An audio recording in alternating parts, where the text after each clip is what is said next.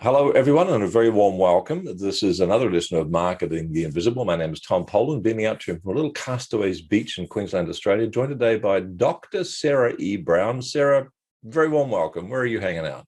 Thank you. I am in Wilmington, Delaware, on mid-Atlantic of the U.S. Perfect. Thank you very much. Now, Sarah and I have known each other for a wee while now, but for those of you who don't know her, after 30 years of corporate work, most recently as managing director for Accenture, pretty big deal, everyone. This is a massive organization. So highly qualified, very experienced in management and executive positions, global management, and so on. She retired. So now she's devoted herself to teaching women and companies to self-coach. Very interesting concept.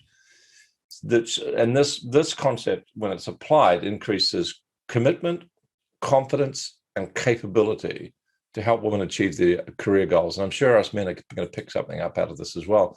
So our title today, Sarah, is Self-Coaching to Maximize Commitment, Confidence, and Capability to Achieve Business and Career Goals. And you're going to show us how to do that in just 7 minutes. So no pressure, but our time starts now. Question number one is, who is your ideal client? A senior female executive. She is often the highest ranking woman in her business or division. And for that reason, she's called an only or a lonely because she has few female peers. Right. That would be lonely, I'd imagine. Question number two, and 6.5 minutes left. What's the problem you solve for this only lonely female executive? She wants to get more females in her organization into leadership roles. But because she's all by herself, she's got limited bandwidth to really work on all of the issues of mentoring and coaching the women in her organization, much less addressing the cultural barriers.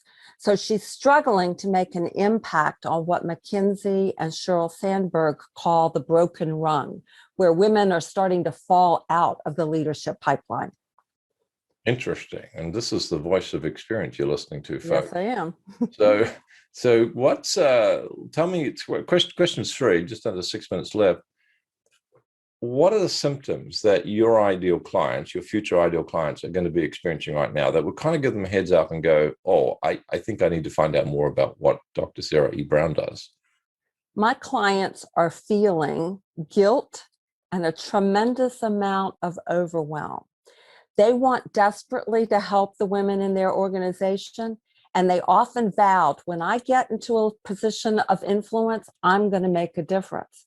But they're now looking at this and they're feeling completely overwhelmed at the magnitude of the task. Wow. And the fact that they've got limited bandwidth already to do anything about it. Side question. I can only imagine that there are so many things that us men take for granted in the culture of an organization that those only lonely, successful executive women see instantly and immediately. And they must be hitting the head against a brick wall sometimes, feeling like, am I the only one that sees this? So let's talk about common mistakes that some of these senior executive female leaders are making when they're trying to solve this problem. The number one mistake that I see them making is trying to do it all by themselves anyway. Right.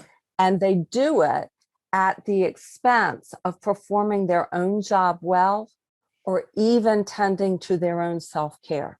Ouch, ouch, ouch. So let's go to question 5. Thank you. There's 4 minutes left. What I'm after with question 5 is one valuable free action, kind of like a top tip from someone who's been there, someone who's done that, that's not going to solve the whole problem, but it might start them, take a step in the right direction. My tip is to go talk to your team, talk to some of the women in maybe the second, third line of leadership in your organization, and start them down the path of coaching themselves. And you can do that by helping them to help each other to clarify goals. And when you do that, at least when they come to you with a mentoring request, you're not starting from scratch trying to figure out what they want. They're coming in with clarity about what they want and specifically how you can help. Can you repeat that? So talk to the second and third tier woman and ask them to discuss and get clear about their goals. Is that what you're saying? I'm saying teach them how to help them to get that group to help themselves get clear about their goals. Perfect. So that when they come to you, they know what it is they want, and you don't have to start from scratch. What's important to them. Fantastic. And I imagine that would be a great mechanism for which to start the discussion about the possibility of mentorship. So let's give folks something more that they can dive into to have a look at this. A valuable free resource. That's question number 6, so 2.5 minutes left. Where can they go to find out more about this and get something to read? Because getting clear about goals is the first step. In one of my books called Let Your Personality Be Your Career Guide, I have a whole chapter that has exercises on how to do that. Oh. And it starts with a woman getting, or a man, but any individual getting clear about his or her own interests, strengths, and needs, and then how to translate that into specific career goals that are right for her.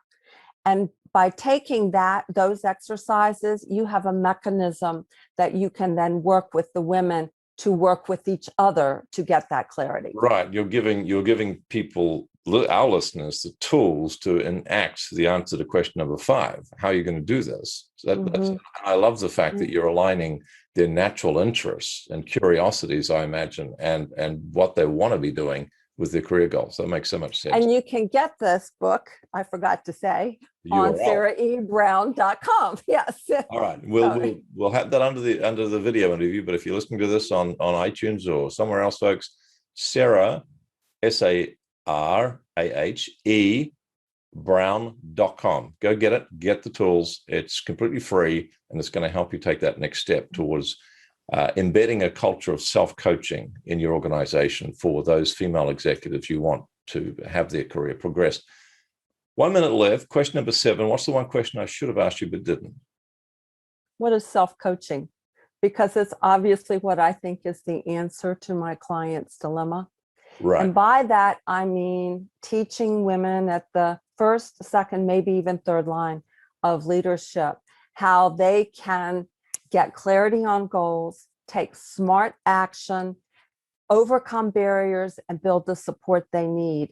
And more importantly, how to make an efficient mentoring request so that when they do come to you and they really do need help, they're very clear and it's a very doable request.